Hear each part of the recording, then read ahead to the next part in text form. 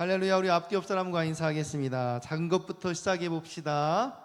네, 어색하죠? 저는 이렇게 인사해요 항상. 작은 것부터 시작합시다. 네, 오늘 제목으로 좀 같이 인사했습니다. 오늘은 스가랴 4장 10절 말씀을 통해서 작은 일이라고 멸시한 자가 누구냐라는 제목으로 하나님 말씀을 전하겠습니다. 먼저 오늘 본문 말씀의 좀 배경을 좀 설명해 드리면, 주전 586년에 유다를 집어삼킨 신바벨론이 50년도 채 못 돼서 페르시아의 고레스 왕에게 멸망당했습니다. 고레스 왕은 예루살렘을 애굽 정복의 교두보로 삼겠다는 야심을 가지고 주전 538년에 세스바살과 스룹바벨의 손에 들려서 이스라엘 백성들을 본토 예루살렘으로 돌려보내게 돼요. 이미 바벨론에 정착하여 안정된 삶을 누리기를 원하는 사람들은 돌아오지 않았고 약 5만 명 정도만 1차로 그렇게 귀환하게 되었습니다. 이스라엘 백성들은 귀환하자마자 뭘 했을까요? 성전 재건을 시작했어요. 그런데 이 성전 재건이 쉽지 않았어요. 성전의 제단을 복구하고 기초만 놓은 뒤에 성전 재건 작업이 진척되고 만 거예요. 귀환한 사람들은 자기 삶을 먼저 재건한 일에만 관심을 가졌습니다. 또 귀환한 사람들과 귀환하지 않았는데 바벨론에 여전히 남아 있으면서 자기 땅이라 우기는 그런 사람들, 이런 사람들 때문에 땅 소유권 때문에 예나 지금이나 이 부동산 문제가 참 심각하죠. 그것들 때문에 갈등이 생기기도 했어요. 그리고 70년 전에 이 솔로몬의 화려했던 성전을 보았던 그 노인들, 이분들은 지금 건설 중인 이 성전이 너무나 초라해 보여가지고 거기에 낙심하기도 했습니다. 급기야 함께 돌아온 이 사람들 중에는 페르시아 관료들과 결탁해서 이렇게 방해 공작을 피는 사마리아 사람들이 있었는데, 그 사람들이 여러 가지 일들로 이 성전 재건을 방해해서 결국 아예 중단하기까지 이르는 사태에 이르렀습니다. 그렇게 성전이 돌아오자마자 막 짓기 시작하다가 기초만 놓은 뒤에 15년이 흘렀어요. 하나님께서는 다시 이 성전 재건을 시작하시려고 학개와 스가랴 선지자를 그들에게 보내주셨습니다. 학개는 노련한 행동가로 현실적이고 구체적인 권면을 그들에게 해주었고, 오늘 우리가 이 본문을 읽었던 스가랴 선지자는 환상을 통해서 이스라엘 백성들에게 위로와 격려로 그들의 마음을 만져주었습니다. 하나님께서 스가랴에게 8가지 환상을 보여주셨는데 5가지는 구원에 관한 환상이고 뒤에 3가지는 심판에 대한 환상이에요. 오늘 읽었던 우리 4장 10절이 5번째 이 구원에 관한 환상의 마지막 환상이에요. 이스라엘 공동체는 이 바벨론의 포로에서 해방돼서 이제 구원의 시기를 맞이했어요. 그러나 해방되어 돌아온 예루살렘은 폐허가 되어 있었습니다. 지금 이스라엘은 이미 한번 이룬 구원, 그리고 아직 이 성전 재건을 통해 회복될 이스라엘, 아직 남은 구원 그 사이에 있는 거죠. 이미 시작된 성전 건축과 아직 완공되지 않은 성전 건축 사이에 그들이 살고 있는 거예요. 그렇게 이렇게 짓담한 성전은 포로에서 돌아왔지만 더 온전한 회복을 기다리는 하나님의 언약 공동체의 모습이었다는 것입니다. 포로 귀환이 그들의 이야기의 끝이 아닙니다. 여기서부터가 시작인 거예요. 무조건적인 안전이란 건 보장되지 않아요. 이들이 이제 어떻게 성전을 재건하고 하나님 앞에 바로 서느냐가 그들의 삶의 중요한 문제라는 것입니다. 70년 전 이스라엘 백성들이 바벨론의 포로로 끌려갔던 이유가 무엇일까요? 그들의 군사력이 부족했었을까요? 아니면 그들이 남북으로 갈라져서 싸우느라 서로 바빠서, 자기네들도 싸우느라 바빠서 모르는 사이에 당한 것일까? 그것이 아니라 이스라엘 백성들이 하나님을 떠났기 때문에 하나님께서 그들을 다시 돌아오게 하시려고 70년의 포로 생활을 허락하셨다고 성경은 말하고 있습니다. 앞선 세대에게 요구했던 이 회개와 순종이 지금 포로 귀한 공동체에게, 그리고 오늘을 살고 있는 우리에게 요구되고 있는 것입니다. 요즘 한국 교회가 많이 어렵다고 하죠. 그래서 여기저기마다 우리가 초대교회로 다시 돌아가야 된다, 우리가 하나님께로 다시 돌아가야 된다. 어찌 보면 이 스가랴 시대의 포로 귀한 공동체와 같은 것 같습니다. 여러분, 성경에서 말하는 예언은 우리가 흔히 생각하는 그런 예언과 좀 달라요. 우리가 보통 예언이라고 하면 어떤 의미로 생각하나요? 미래의 일을 미리 말하는 거. 그러니까 미리 말씀원. 미래의 일을 미리 말한다는 뜻이에요. 그런데 성경은 이 예언서라고 말할 때 그 예언을 다른 의미로 씁니다. 실제로 한자어로 맡길 말씀원. 무슨 뜻이에요?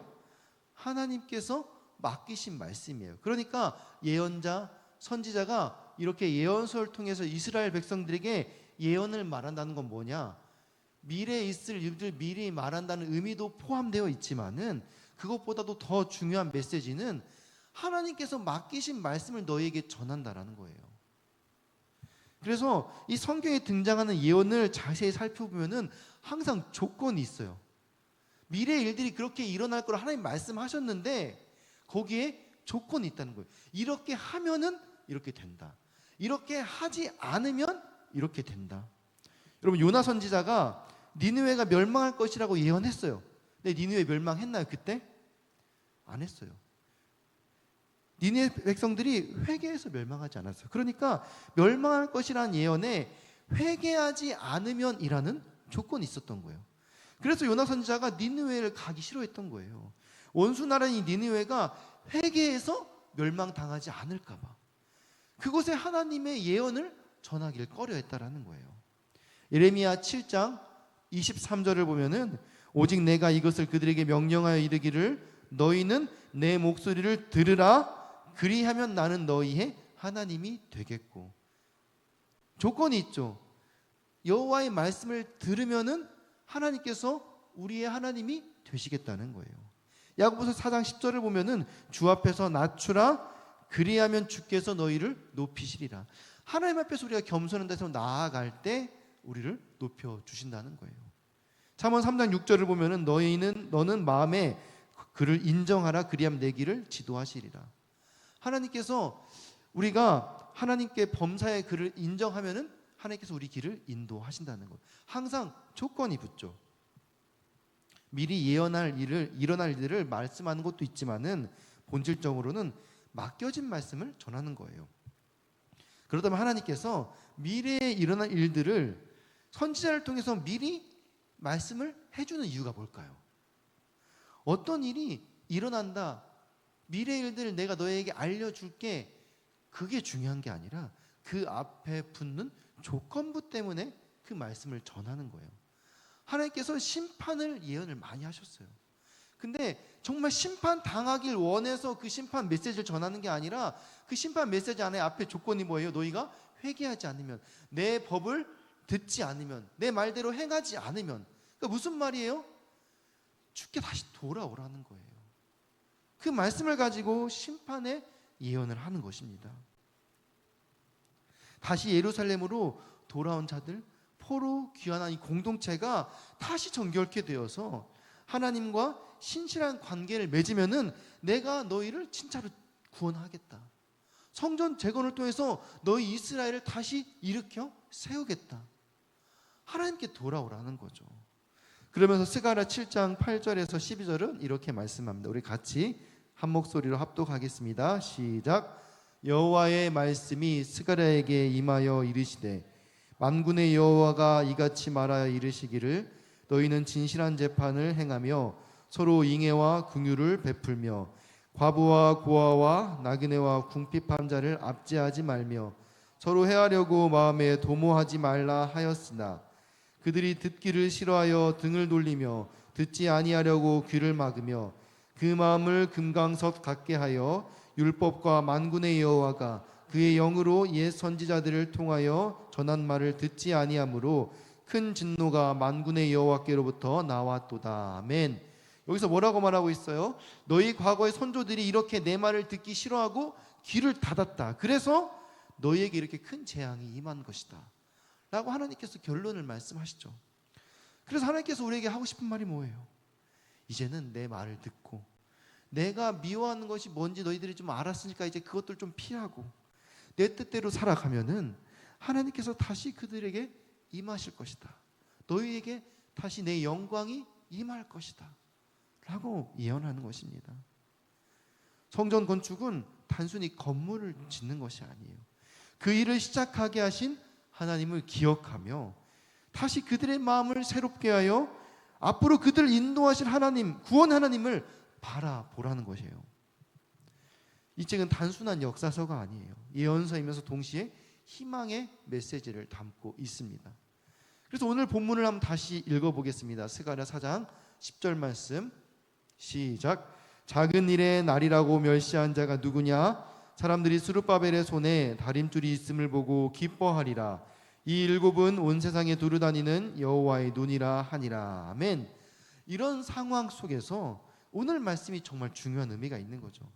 작은 일의 날이라고 번역된 히브리어 욤 크타노트는 우리에게 중요한 메시지를 주고 있어요. 욤은 날이라는 의미고 크타노트는 작은 것들이라는 것을 뜻하는데 단순히 그냥 작은 일들의 날이라고 번역될 수 있지만 이 시대적 상황을 살펴보게 되면은 이 표현에는 하나님의 아주 귀한 약속이 담겨 있다는 거예요.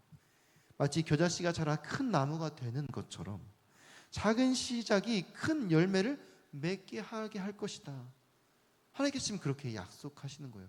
너희가 지금 시작하는 이 작은 일들 혹시 누가 멸시한 자가 있느냐? 내가 지금 이 일들의 보증이 되겠다. 내가 너희와 함께해서 이 일을 시작하겠다. 하나님 우리에게 오늘 말씀하시는 거예요. 어찌 보면 지금 우리 청년들의 현실을 보면은 참 많이 닮아 있는 것 같아요. 여러분 많이 고단한 삶을 살고 계신 청년들 계신가요? 아침에 일어나면 채용 사이트부터 확인하고 하지만 대부분 경력직 우대라는 문구뿐이죠. 스펙을 쌓으려 해도 비용이 만만치 않고 학자금 대출은 매달 통장을 옥죄옵니다.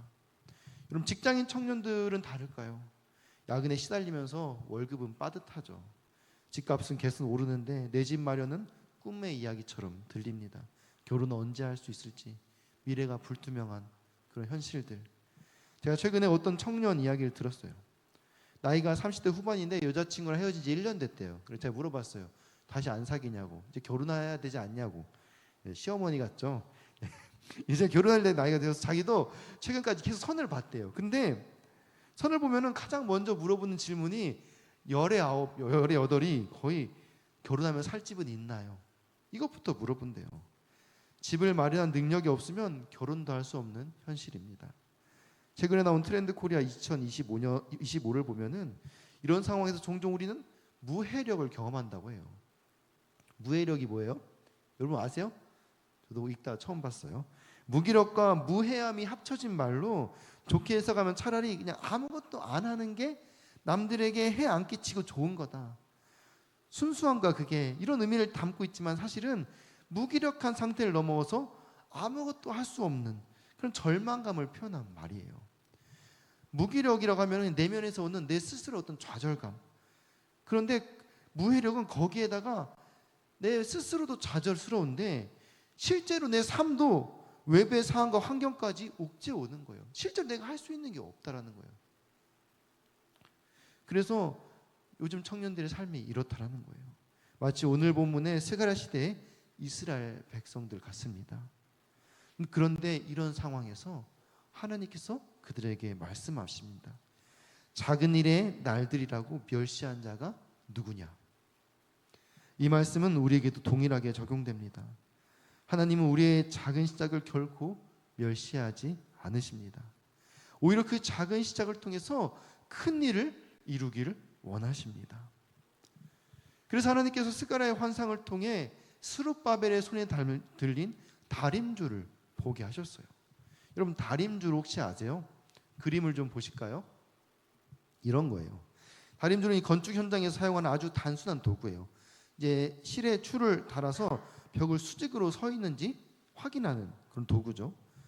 그런데 하나님께서 왜 이 평범한 건축 도구를 언급하셨을까요? 여기에는 깊은 영적 의미가 담겨져 있습니다. 첫 번째로 이 다림줄이란 건 기준이에요. 건물이 바르게 서려면 정확한 기준이 필요하죠. 우리 신앙생활도 마찬가지입니다. 말씀이라는 기준, 기도라는 기준, 예배라는 기준, 교회 공동체라는 기준이 있어야 우리 삶이 그 안에서 바로 설 수 있다는 거예요. 두 번째는 이 다림줄은 꾸준함의 상징이에요. 성전을 지을 때 이 벽 하나하나 모든 이 벽마다 다림줄을 다 대보는 거예요.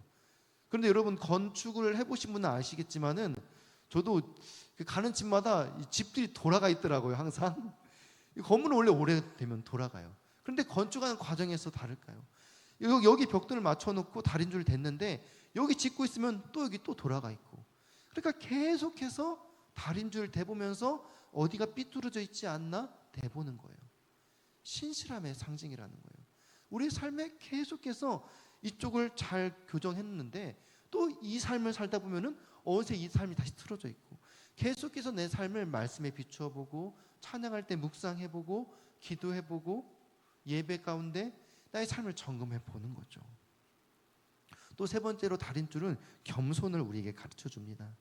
다림줄이 실제로 보면 별거 없어요. 여러분도 다림줄 바로 만들 수 있어요. 실에 추 하나 달면 되거든요. 결코 화려하지 않습니다. 그런데 건축에서 없어서는 안 될 아주 중요한 도구입니다. 우리의 순종도 그렇습니다. 아주 작고 보잘것 없어 보여도 그것이 하나님 나라를 세우는데 아주 꼭 필요한 요소가 된다라는 거예요. 스룹바벨의 손에 들린 이 다림줄, 그가 성전을 재건할 때 매일같이 사용했을 이 도구를 하나님은 기뻐하셨습니다. 왜일까요? 그것은 바로 하나님을 바라보는 신실함의 상징이었기 때문입니다. 여러분, 좀 안타까운 소식을 좀 전해드리면 아시는 분도 있겠지만 11월에 저희 그린벨트에 원래 이제 저희 둔촌동 땅이 그 구역에 들어가 있었는데 물거품이 되었어요. 둔촌 성전의 꿈이 좌절되었습니다. 벌써 쓴 웃음을 짓는 청년들이 있네요. 그런데 담임 목사님께서 새로운 비전을 선포하셨어요. 반드시 이쪽 길을 막으면 다른 길을 내셔서 하나님의 꿈을 이루실 것이다. 아멘. 저 그렇게 믿습니다. 여러분, 이런 찬양의 가사도 있어요. 이 찬양 진짜 좋아하는데, 내 앞에 바다가 갈라지지 않으면 나로 바다 위를 걷게 하리. 갑자기 생각이 안 나네요. 그런 찬양이 있죠. 구약의 모세를 통해 홍해 바다를 걷게 하신 하나님께서 신약에서 베드로를 물 위에 걷게 하셨어요. 하나님은 불가능이 없으셔요. 오른쪽을 막으면은 왼쪽을 여시고, 사방을 둘러치면은 하늘문을 여시는 분이 우리 하나님이십니다. 그럼 뭐가 문제일까요? 하나님의 능력이 문제가 없다면은 혹시 우리에게 문제가 있는 것은 아닌지 돌아보아야 된다는 거예요. 늘 고민을 해요. 성전 건축 하나님께서 제발 빨리 좀 해주시면 좋겠다. 제가 왔더니 오자마자 16년 되었대요. 지금 18년째래요. 2년 됐잖아요. 왜 이렇게 하나님 안 풀어주시나. 사실 이 성전 건축 누가 제일 바라고 있는지 아세요? 우리 목회실 목사님 직원들이 제일 바라고 있어요. 제발 그 성전 안에 있는 화장실이 좀 있으면 좋겠어요. 네, 여러분의 꿈이죠. 네, 내부에 있는 화장실. 네, 너무 당연한데 이런 거 보면은 평소에 감사를 느낄 수 있어요. 여러분 회사에 다 내부에 화장실 있잖아요. 얼마나 감사해요. 네, 정말 꿈이에요, 꿈. 네.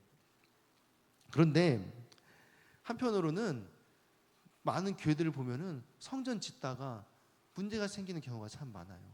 헌금 때문에, 또 거기서 누가 이 성전 건축의 주도권을 잡느냐, 또 자기가 원하는 대로 성전이 지어지지 않으면 그걸 가지고 또 다투고 싸우고, 어찌 보면은 그들이 육체적인 성전은 준비되었지 모르나 그들의 마음의 성전, 공동체, 하나님이 원하신 참된 공동체, 교회가 온전히 세워지지 않았기 때문에 정말 그 성전이 거룩하지 못했던 거죠.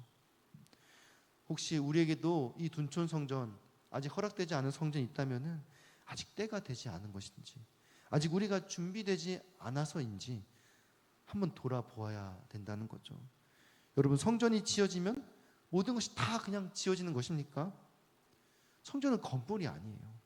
우리 마음의 성전이 온전히 지어지고 있는지 돌아봐야 되고, 또 우리 하나님의 거하시는 이 중심, 우리 청년 공동체가 거룩하게 세워져 있는지 돌아보아야 됩니다. 그렇다면 우리 청년 공동체는 하나님께 온전하게 준비된 아름다운 공동체일까? 나는 하나님께서 허락하신 이 비전을 바라볼 수 있는 건강한 영적 성전이 나에게는 준비되어 있는가? 혹시 우리 안에 성전이 무너져 있다면은 한번 돌아보고 다시 지어야 되지 않겠습니까? 스가랴가 허물어진 성전 벽돌을 다시 세우며 들이댔던 이 다림줄, 우리에게도 스가랴의 다림줄 같은 작은 시작이 필요한 때입니다. 여러분의 영적 다림줄은 무엇인가요? 우리도 각자 영적 다림줄을 준비해야 된다는 거예요. 취업 준비생에게는 매일 드리는 이 짧은 기도가 다림줄이 될 수 있어요. 하나님, 오늘 하루도 주님과 동행하며 준비하게 하여 주옵소서. 또 어떤 직장인에게는 출근하면서 지하철 안에서 읽는 이 성경 한 구절 한 구절이 매일매일의 삶을 신실하게 하나님 앞에 바라보는 영적 다림줄이 될 수 있습니다. 대학생들에게는 아침 묵상 수업 전에 짧게 묵상하는 이 성경 큐티 노트, 이런 것들이 내 삶의 다림줄이 될 수 있겠죠. 수업을 듣고 관계하면서 친구를 사귈 때마다 오늘 읽었던 말씀 묵상, 노트를 한번 다시 살펴보면서 예전에 했던 내 묵상 노트들, 이런 것들을 보면서 내 삶의 신앙을 점검하는 거죠. 시험 기간에도 여러분 컨닝의 유혹들 참 많이 있죠. 이런 것들도 다림줄을 재보면은 금방 나오는데, 다림줄이 없으면은 어느새 조금씩 타협하다 보면은 어느새 멀리 하나님과 멀어져 있는 나 자신을 보게 된다는 거예요. 작은 순종이 모여 우리의 삶을 바로 세워갈 줄 믿습니다. 마치 스룹바벨이 다림줄로 성정의 벽을 하나하나 바로 세워갔듯이 우리도 작은 순종으로 우리의 삶을 바로 세워갈 수 있습니다. 대기업 공채를 준비하던 청년 자매가 있었어요. 우리 교회 이야기는 아니에요. 우리 교회 청년부를 한 적이 없잖아요. 학점도 좋고 스펙도 나쁘지 않았죠. 하지만 3년째 계속 떨어졌어요. 그 주변에서 이제 그만 중소기업이라도 가라 하고 말했어요. 근데 이게 마음처럼 쉽지는 않죠. 목사님, 기도해도 응답이 없는 것 같아요. 저는 정말 열심히 준비했는데 하나님 왜 제 삶을 외면할까요? 이렇게 한탄하는 거예요. 그런데 이 자매가 작은 변화를 시도하기 시작했어요. 매일 아침 새벽 기도를 나오기로 결단한 거예요. 처음엔 너무 힘들었어요. 전날까지 계속 자소서 쓰다가 새벽에 일어나는 게 쉽지 않죠. 첫 주는 정말 힘들고 졸리고 피곤하고, 그래도 30분만이라도, 하루에 30분만이라도 하나님께 드리자, 이 결단으로 나왔대요. 한 달, 두 달이 지나면서 변화가 생겨났습니다. 그러다가 우연찮게 새벽 기도 통해 만난 집사님께서 취업 멘토링을 해주시고 면접 스터디도 같이 해주면서 뭔가 해결된 건 아니었지만은 중요한 거는 그 자매의 마음가짐이 달렸던 거예요. 이제 저는 계획대로 되지 않아도 불안하지 않아요. 왜냐하면은 하나님이 나와 함께 하시니까, 하나님의 시간에 하나님의 방법으로 이렇게 마음을 생각하니까 마음이 편해지더라는 거예요. 그렇게 6개월이 지났어요. 여전히 대기업을 합격하지 못했는데 어쩌다가 중견 기업에 취업하게 됐어요. 물론 처음에 생각했던 기대치와는 좀 달랐죠. 근데 그곳에서 감사를 느끼게 됐어요.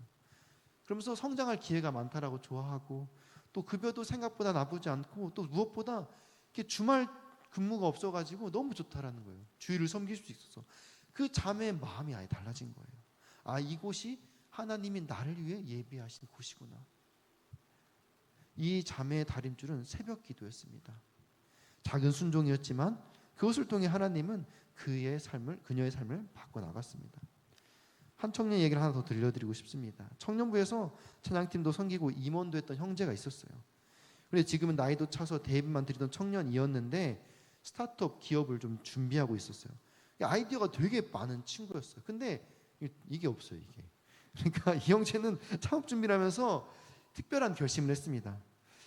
매주 토요일 오후에 중고등부 찬양팀을 내가 섬겨야겠다, 하나님 마음 주셔가지고 중고등부 찬양팀 섬기는데 처음에는 추석 체크만 했어요. 그런데 그렇게 추석 체크만 하다가 어떤 점차 아이들과 친해지면 대화를 나누는데 어떤 아이가 이렇게 질문했대요. 선생님, 왜 창업하려고 해요? 돈 벌려고? 그것만 아닐 것 같은데. 근데 이 질문이 그 청년의 마음에 들어왔어요. 그러면서 자기의 창업 목적을 다시 생각하게 된 거죠. 단순히 성공이나 돈이 아니라 어떻게 하면 이 사회에 선한 영향력을 미칠 수 있을까, 그렇게 고민하게 되었습니다. 그러던 중에 놀라운 일을 경험했어요. 중고등부 학부모 중 한 분이 벤처 투자자이셨는데 이 형제의 진정성 있는 봉사를 보고 그 사업에 관심을 가지고 투자를 해주신 거예요. 실제 있었던 일이에요. 어떤 친구가 못 믿는다시 입을 쩍 벌리고 보고 있네요. 그 형제의 고백이에요. 처음부터 투자를 받으려 봉사한 건 아닌데 그 부모 중에 글이 있었을지 모르는 거잖아요. 근데 내가 할 수 있는 게 뭘까? 찬양팀 봉사했으니까 이 찬양으로 뭔가 악기로 이렇게 가르치면서 섬길 수 있는 게 뭘까 하다가 우연찮게 중고등부 찬양팀 제의를 받았는데 그걸 섬기니까 하나님이 길을 열어주시더라는 거예요. 실제로 청년들뿐만 아니라 교회 많은 성도님들을 만나보면은 이렇게 생각지도 못한 곳에서 하나님의 인도하심을 경험하는 것들을 많이 봅니다. 그런데 이런 게 하나님의 방법이라는 거예요. 우린 종종 큰 것을 바라보면서 조급해합니다. 빨리 성공하고 빨리 안정되고 빨리 자리 잡기를 원합니다. 하지만 하나님은 작은 순종에서부터 하나님의 일을 시작하십니다. 스가랴서를 보면 재미있는 일들이 있어요. 성전 재건이 시작됐을 때 많은 사람들이 실망했다고 했죠. 그 전에 70년 전 솔로몬 성전에 비하면 너무 작고 초라하니까. 그런데 하나님께서 그들이 이렇게 말하는 거예요. 이 성전의 나중 영광이 이전의 영광보다 더 크리라. 지금 보는 성전 너무 보잘것없는데 그 나중 영광이 무엇일까요? 그 성전 이후에 있을 예수 그리스도의 십자가 사건을 인하여서 온 인류를 구원하신 하나님의 구원 사건, 그것을 통해서 하나님의 교회를 세워가는 그 성전, 그 성전의 영광이 지금 있는 이전에 있었던 그 솔로몬의 영광보다 훨씬 더 클 거라고 하나님 얘기하시는 거예요. 근데 그 시작이 어디서부터 시작되느냐? 이 수룹바벨의 성전을 재건하는 것부터 시작된다라는 거죠. 이제 우리가 현실적인 고민 가운데 우리 삶 가운데 이것들을 좀 구체적으로 적용해 보고 싶습니다. 많은 청년들이 월급쟁이 신앙생활에 대해서 고민합니다. 과중한 업무, 빡빡한 일정, 부당한 지시. 이런 상황에서 내가 어떻게 신앙인으로 살아갈 수 있을까요? 제가 아는 한 형제는 매일 아침 출근 시간보다 일찍 회사에 도착해서 그렇게 기도한다라고 해요. 그러면서 하나님 오늘 제가 이 직장에서 직장 선교사로 살아가게 하여 주시옵소서. 작은 실천이지만은 그것이 그의 다림줄이 되었어요. 선교사면은 무엇을 해야 될까? 그러니까 자꾸 주변 사람들을 보게 되는 거죠. 동료들의 어려움에 민감하게 되었고 업무를 대하는 태도도 달라졌어요. 야근이 많은 회사인데 효율적으로 일해서 어떻게 하나님께 영광 돌릴 수 있을까? 그런 것들을 고민하게 되는 거죠. 점심시간에는 성경 어플로 말씀을 잠깐씩 읽으면서 한 절이라도 묵상하면서 노력하고, 실제로 선교지 가면 그렇게 해야 되잖아요. 여러분 직장 선교사로 파송받았죠? 그러면은 그렇게 살아야지 않겠어요? 내가 오늘 선교사로 하루를 헌신했는데 어떻게 내가 살아갈 수 있을까? 그 고민부터가 우리 삶의 다림줄이 될 수 있다는 거예요. 그럼 관계 영역에서도 마찬가지죠. 요즘 청년들 사이에 관택이란 말을 쓴대요. 관택이가 뭐예요? 관계의 권태기. 그러니까 인간관계에 지쳐서 더 이상 새로운 관계를 만들고 싶지 않대요. 그래서 셀 모임도 하기 싫은 거예요. 셀 모임도 부담스럽고 새로운 사람들과 교제하는 게 어렵고 특히 코로나19 이후에 더 심각해졌다고 합니다. 그런데 이런 상황 속에서 또 특별한 다림줄을 시작해 보는 거예요. 셀원들을 위해서 기도하면서 매주 한 사람에게 짧은 메시지를 보내보는 거예요. 이번 주 말씀 묵상하면서 내 자매님이 생각났어요. 함께 나눌 수 있어서 너무 감사해요. 어떤 청년 시절 이걸 해봤대요. 처음에는 어색했다고 합니다. 근데 한 달, 두 달 지나면서 놀라운 일이 벌어졌어요. 서로를 위해서 기도하는 관계가 생긴 거예요. 셀 안에서.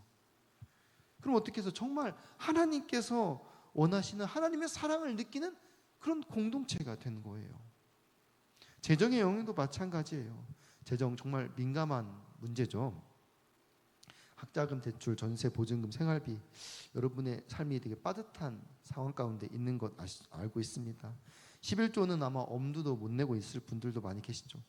그런데 우리가 기억해야 할 것은 스가랴 시대 이스라엘 백성들도 우리와 비슷했어요. 성전을 재건하는데 필요한 재정이 턱없이 부족했습니다. 그리고 이 성도들이 그 당시에 있었던 이스라엘 백성들이 자기 삶을 재건하는데 자기 취업하고 자기 개발하고 자기 것 하는데 바빠서 성전 재건하는 일에 관심이 없었어요. 그런데 그들이 작은 것부터 시작한 거예요. 어떤 한 청년이 월급의 1%를 하나님께 한번 드려보자 라고 다짐했대요. 정말 적은 금액이죠. 그러나 나에게 주신 것이 하나님 것이라고 인정하면서 그렇게 하나님께 드리기 시작했을 때 그렇게 시작한 1%가 3%가 되고 5%가 되고 나중에는 11조, 나중에 감사원금, 선교원금까지 드리게 되더라는 거예요. 근데 그 청년이 그렇게 하나님께 재정을 드리면서 재정을 관리하는 법을 배우게 되는 거예요. 헌금을 결단하니까 자연스럽게 지출을 관리하게 되고 불필요한 소비가 줄어들고 계획적인 소비가 늘어났다라고 그 청년이 고백하더라고요. 그러면서 이게 다 하나님이 가르쳐 준 지혜라고. 그 청년에게 있어서 이 재정의 다림줄은 하나님께 드리는 1%였습니다. 여러분, 우리가 드린 이 작은 순종이 이렇게 우리의 삶을 변화시킵니다. 그렇다면 우리의 현재 상황은 어떨까요? 취업을 준비하고 계세요? 매일 아침 15분 일찍 일어나 말씀 읽는 것부터 시작해 보세요. 점심시간 5분만이라도 기도한 시간 한번 가져보고, 한 주에 한 사람에게 진심 어린 관심을 가져보고, 할 수 있을 만큼 적은 금액이라도 하나님께 드려보고, 이런 작은 순종들이 모여서 우리의 삶을 바꿔가는 거예요. 마치 다림줄이 벽을 하나하나 바로 세워가듯이 우리의 작은 순종이 우리의 삶을 그렇게 바로 세워갈 것입니다. 우리 스가랴 4장 6절 말씀 같이 읽겠습니다. 시작. 그가 내게 대답하여 이르되 여호와께서 스룹바벨에게 하신 말씀이 이러하니라. 만군의 여호와께서 말씀하시되 이는 힘으로 되지 아니하며 능력으로 되지 아니하고 오직 나의 영으로 되느니라. 아멘. 어떻게 우리의 작은 순종이 변할 수 있을까요? 그것은 우리의 힘과 능력이 아니라 하나님의 영으로 하시기 때문입니다. 여러분, 아보하라는 말 아세요? 잘 모르죠?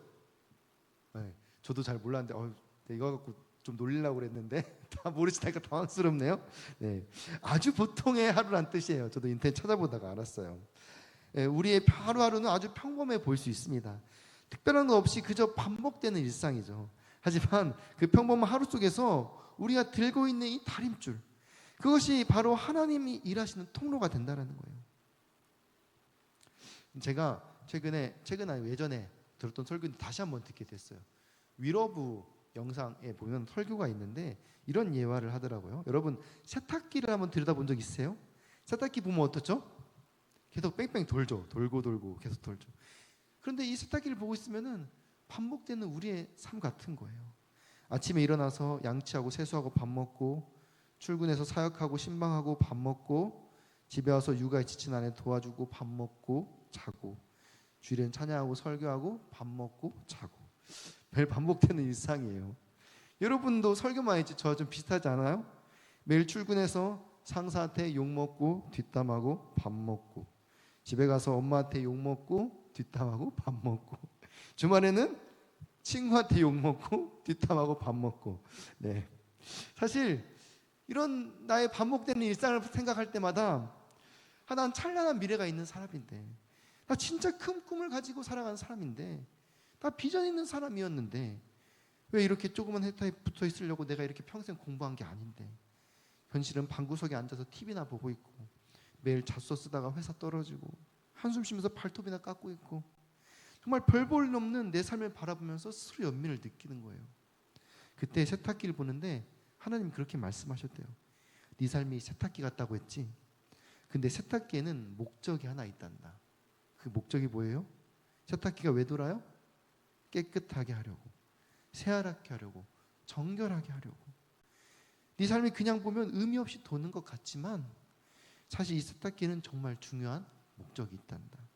우리의 삶이 죄의 때에 찌들어 있으니까 그것을 깨끗하게 하려고 매일 반복되는 일상 가운데 하나님을 실실하게 바라보는 훈련을 하는 거죠. 오늘만 돌면 안 돼요. 그것도 충분하지 않아요. 오늘도 돌고 내일도 돌고 모레도 계속 돌아야 돼요. 여러분, 다윗도 그랬어요. 다윗은 10대 소년일 때 기름 부음 받았습니다. 그런데 기름 부음 받고 바로 왕이 됐나요? 14년이라는 긴 세월을 기다렸다가 30살이 돼서야 왕이 됐어요. 다윗이 기름 부음 받고 나서 다시 양치기 삶으로 돌아갔습니다. 다시 일상의 자리로 돌아가서 뭐 했을까요? 양 밥 먹여주고, 털 밀어주고, 팔뚝 깎아주고, 똥 닦아주고. 내가 왕 될 사람이 나한테 이제 이런 거 시키지 마, 그렇게 하지 않았다는 거예요. 다윗은 아무도 보지 않는 곳에서 그 일상의 반복, 그 세탁을 감당하고 있었던 것입니다. 사자와 고무로부터 양들을 지키며 용사로 준비되어져 있었고, 고독 속에서 하프를 연주하면서 주님의 임재를 느낄 때 선지자로 준비되어지고 있었습니다. 그렇게 하나님의 준비가 끝나니까 하나님께서 세탁기에서 다윗을 꺼냅니다. 그리고 왕이 되게 하시죠. 하나님이 생각하셨을까요? 이제 빨래 끝. 하나님 나라의 법칙이 이런 거예요. 잘하였도다 착하고 충성된 종아, 네가 작은 일에 충성하였으니 내가 너에게도 큰 일을 맡기리라. 우리의 이 반복되는 일상, 하찮아 보이는 일상, 보잘것없어 보이는 일상은 사실 위대하고 소중하고 아름다운 하나님의 일을 이루는 작은 씨앗인 줄 믿습니다. 스가랴서 마지막 부분을 읽고 좀 마무리하고 싶은데요. 스가랴 14장 20절 우리 같이 읽겠습니다. 시작. 그날에는 말 방울에까지 여호와께 성결이라 기록될 것이라. 여호와의 전에 있는 모든 솥이 제단 앞 주발과 다름이 없을 것이니. 아멘. 여기 보면 말 방울에까지 성결하게 될 것이라. 이것은 우리의 평범한 모든 일상의 작은 것 하나하나까지 하나님의 거룩한 예배 도구가 된다는 뜻이에요.